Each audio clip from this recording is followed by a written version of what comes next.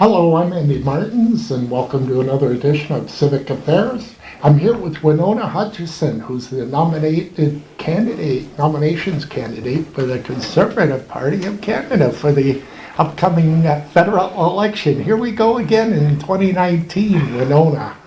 Yes, welcome hello. to the show. Well, finally, I get to be on your show. Yes, it's been a long time. I just wanted to start by asking you your background, and you've got a very interesting background of all of this, and what your background when getting into the race. Well, I think people need to understand that by education and profession, I am a child and youth worker. So I've been an active advocate for children and youth, both young offenders, distressed youth, teenage prostitutes, addictions, like Right.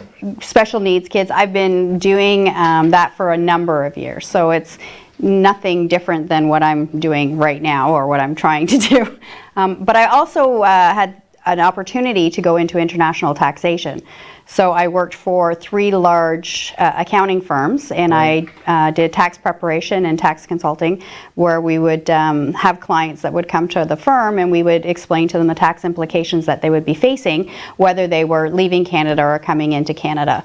So I've had that opportunity to learn a lot of interesting appreciations, I guess, for other foreign country tax laws and treaties and remuneration agreements and things like that. So that was a really great opportunity.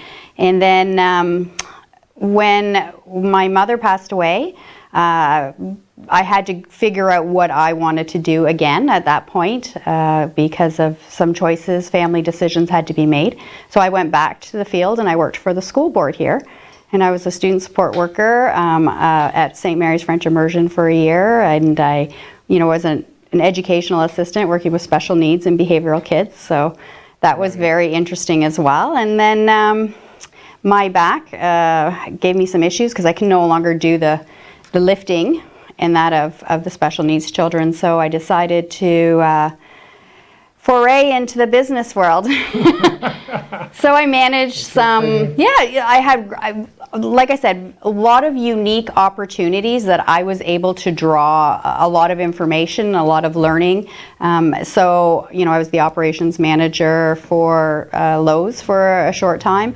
I, was the operations manager for Home Depot for a year while there was a leave of absence. So I was able to do that, which was, again, like a wonderful opportunity. And I got into actually as the assistant store manager of specialty sales as well. So installs and things like that. So again, wonderful opportunities and opportunities that made me be me and encouraged me to learn more and expand my horizons kind of thing. So.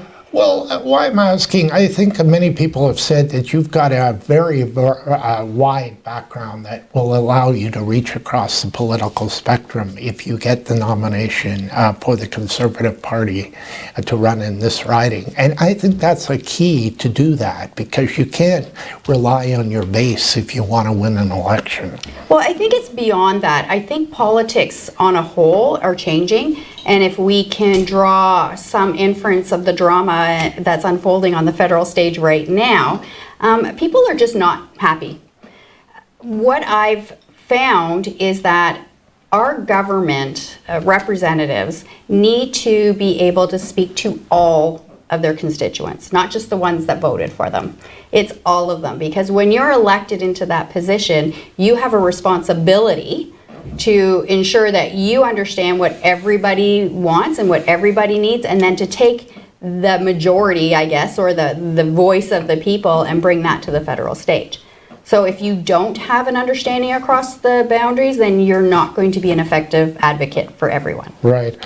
Why are you running for as a Conservative candidate in 2019? Well, it's funny because I was just asked this. I'm a little bit of an onion, let's say, because I do have a social background, and they were like, why are you running Conservative? And I believe that after being on every political party and researching it and living it, this is the party that fits with me, because the Conservative Party is not what it used to be. We've changed, we've evolved, right? So, and you can see that clearly when you see Michelle Rempel talk or Right. the Minister Raitt talk. Like, they're very strong, independent thinkers, and that's what it's going towards. But we still need that fiscal responsibility. And everyone knows when it comes to fiscal responsibility, it's the Conservatives tend to eke out on top, right? So. Right, and that you need to change to stay alive in politics, and the Conservative Party, you correctly pointed out, is changing. Well, yeah, you have to change because the landscape changes, people change, society changes. You know what I mean? There is a growing need for social services, and any party who believes that, you know, that's not the case, then they're not going anywhere, right? We have a social obligation as well as a fiscal obligation to ensure that what we're doing and decisions that we're making make life affordable for everyone. And it also to ensure that we are there to support everyone. We're not there to hand out, we're there to help. You know, a hand up, not a handout. Right. And that's what I like about the Conservative Party, the current Conservative Party under Andrew Scheer. Yes, in 2019, it's not the same party as Joe Clark headed up in 1979. What do you see the main changes in the party since, in 40 years? To borrow the word that I'm sure everybody has heard, it's inclusivity. You know, coming from a background that I have and being very much a part of different communities, like the LGBTQ, having, same-sex parents, it's to know that they recognize that I'm accepted, I'm not judged. That's the party of today. Because your political parties are actually made up of its current members. Right. So I think what people need to really do is look at each party and say, who are the members now? What is the party now? Is that the party that I want to be with? Because you remember, I was laid off by the Harris government. I went through Bob Rae days. I went through all of that. And so, I want people to actually research into the parties and see how they're changing. Right. And you need to change with the times now. Andrew Scheer, is he the right guy to lead this Conservative Party, in your opinion? Absolutely. And what I like about him, and I hear every day, how apparently he scares people.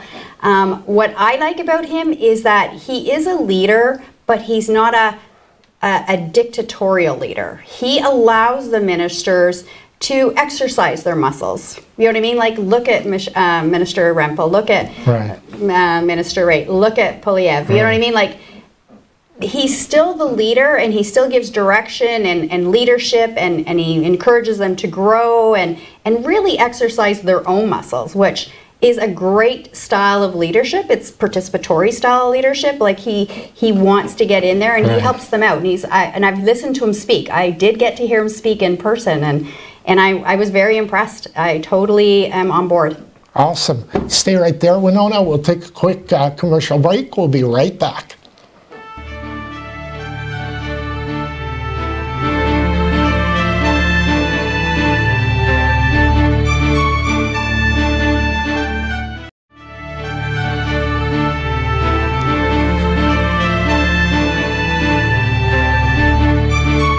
Welcome back to Civic Affairs. We're chatting with Winonna Hutchinson.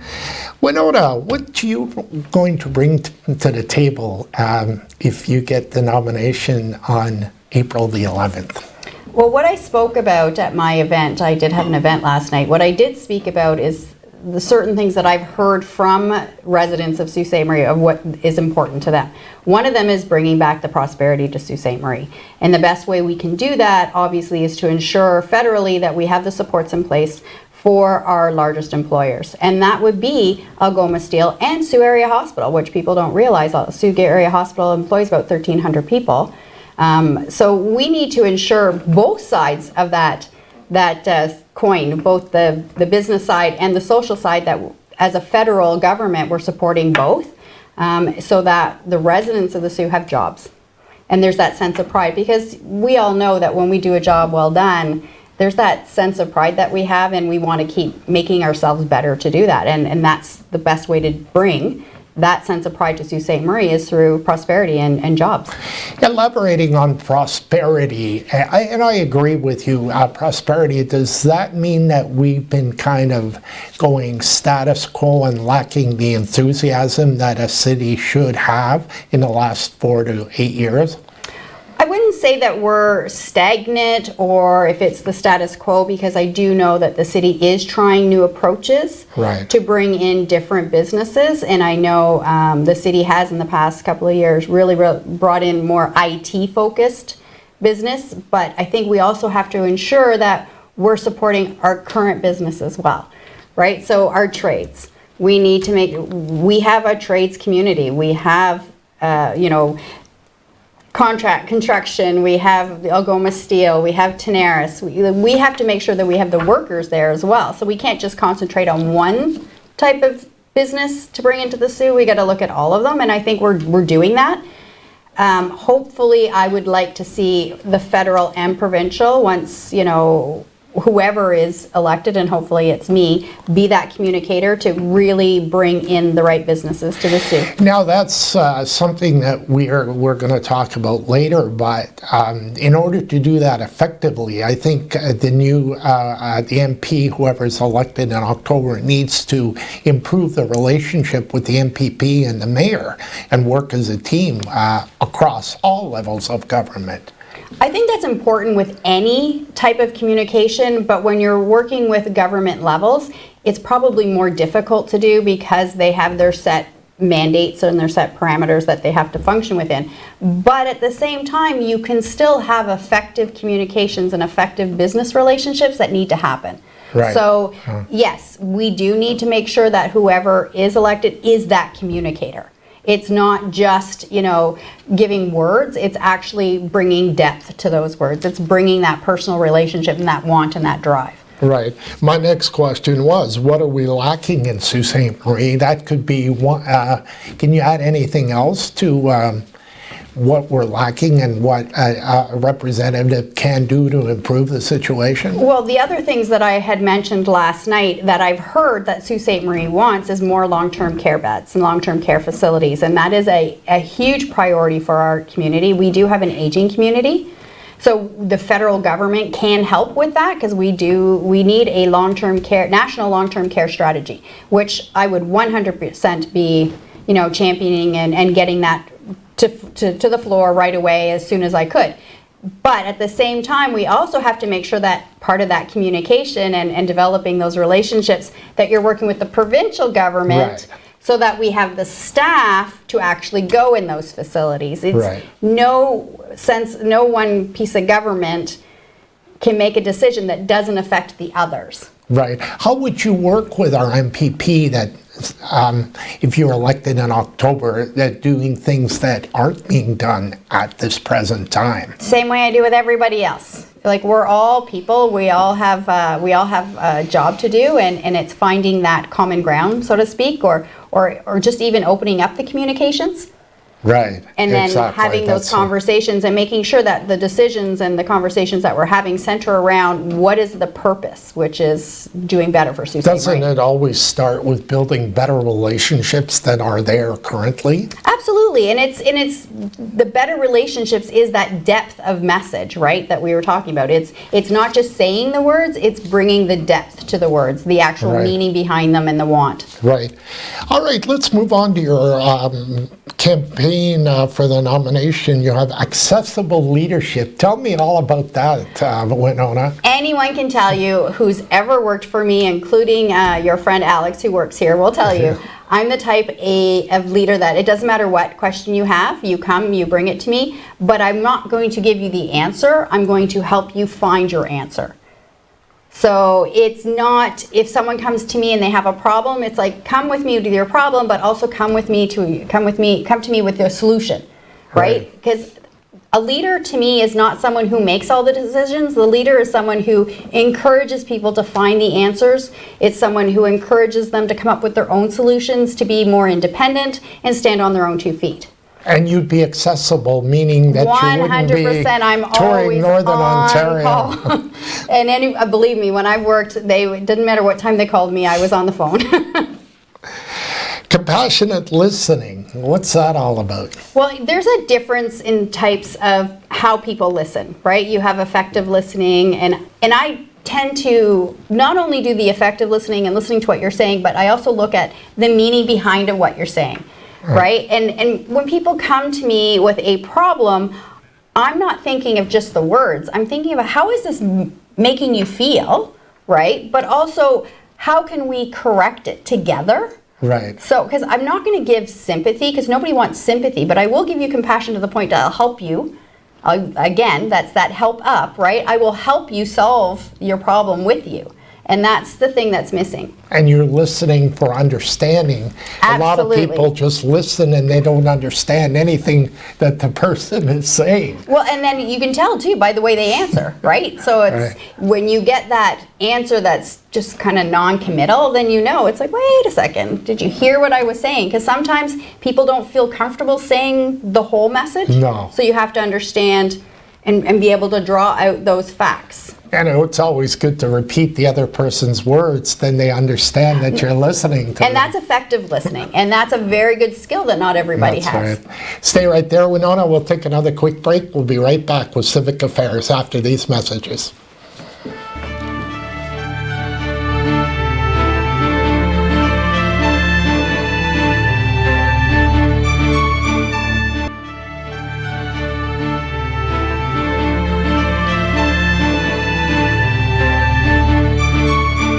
Hi, welcome back. We're chatting with Winonna Hutchinson, who's the nominated candidate for the Conservatives to run in the federal election, which will be a nominating meeting on April the 11th, which is not far away, Winonna. Nope. Participatory representation. What can you tell me about that? Well, I believe when you have a leader who actively listens and communicates and things like that, they also show that leadership by participating. And I believe, even as a representative, that you need to be engaged, you need to be active into what you're doing. For example, I volunteer a lot. I'm not the type of person that just goes for the camera or whatever. I'm usually in the back volunteering. So I believe in participating in whatever it is that I'm trying to promote. It's not just about putting the words, it's putting the actions behind the words. Right. Well, let's go right to the big story that I know a lot of people I saw this morning were talking about it. Your competitor, Sonny Spina, showed up at the event yesterday. I've been in politics. I was there doing my podcast. I've been in politics for the back rooms for over 40 years, and quite an occurrence that I haven't seen in 29 years of being in Sault Ste. Marie. And what do you mean by that? Well, it's just was a move that caught everybody by surprise. Your thoughts? I was really, I invited him, right? Like I did for everybody in the party, because as a conservative, you support each other. And I was happy to see him come, as a conservative supporting another conservative. But I was a little concerned when a number of people came up to me and expressed concern on some of the behaviors that was occurring at the time. So it was a little, Again, and I'm part of the media, but it's the etiquette of it, political etiquette. It would have been like, okay, I congratulated you and left the room, but he didn't do that. He stayed for most of half of the evening, right to the end. So I've never seen that in Sault Ste. Marie, and a lot of people were left talking about it, but. Well, I think there was some concerns about whether or not he was actively campaigning for himself during a private event, but as a fellow conservative, I understand, and I certainly don't want to take away his voice. Right. But again, was it the right place to do? Only Sonny can decide we'll leave that. it there, and he will. The political process will play out, and April 11th, people will make a decision on who gets to be the conservative. But like I said, I was glad he came in, and as a conservative, and I support him in his nomination as well. Why is Northern Ontario not getting its bang for its buck in Ottawa, Winonna? And here it is. Well, tell me all about it. I just don't believe that Mr. Sheehan, who is an incredible campaigner and an incredible guy, however, is an effective voice for Sault Ste. Marie. It appears that every time money does come to our city, there's usually a reason. There's, oh, I'm sorry, we left the tariffs on the steel industry. Right. Oh, there's an election coming up. Things like that. And there was some missed opportunities that obviously the Liberal Party is doing, and currently with the SNC Lavalin scandal and his failure to voice the concerns that the city is feeling, like what's going on. Those are missed opportunities, and I think big ones. Right. Well, again, and I point out to 2011 where our current mayor couldn't get elected because of a candidate federally at the time. Brian Hayes lost in 2014, 2015, whatever year it was, because of Stephen Harper. Are you concerned if you were in Mr. Sheehan's shoes as Prime Minister is faltering? Do your chances dwindle in the riding if your leader is not performing up to par? I believe that people need to start looking at the candidates when they vote. Right. Right? And see who would be the most effective voice for the Sioux. So I believe, yes, it's going to be a Conservative party, a Conservative government coming up, 100%. So we need to look at what Conservative candidate are we going to put forward to get us the best voice for what we need to hear in the Sioux. So is Mr. Sheehan, unfortunately, people don't think that. So they would, I think, right. How Mr. Trudeau is doing right now will probably play an effect. Well, I can remember Brian Hayes telling me, Andy, I can't get elected because the election was a referendum on the Prime Minister at the time, Stephen Harper. So that does have an effect locally, unfortunately. It does, but I think, too, we also need to take ownership as well, right. and making sure that we're putting our best foot forward, too, as right. the candidate. Your membership drive meeting at the Water Tower last night, your comments, your speech, how do you find that it went over the evening? Well, I believed it went along pretty good. You can't please everybody, obviously, and I do definitely hope people will support me who weren't able to attend by just going to conservative.ca and clicking that join button. Because April 11th there will be the vote, and I guess we won't really know until then how it right. goes. Last thought there, between March 21st and April 11th, what will you be doing as a nominated candidate, seeking the nomination? Same thing I do any other election. I will be phoning, I'll be knocking on doors. Will you be glued to the phone? Will I be glued to I will definitely be part of that accessible leadership because I will be accessible, but yeah, absolutely, I'm just going to be me. Well, we'll be following this and be talking to you again. Thanks a lot, Thanks, Winonna. Andy. Appreciate you coming in. That's it for Civic Affairs. Join me in 1 week when Ward 3 Councillor Donna Hilsinger will be here next week. Have a great week. It's Andy Martens. We'll see you next week.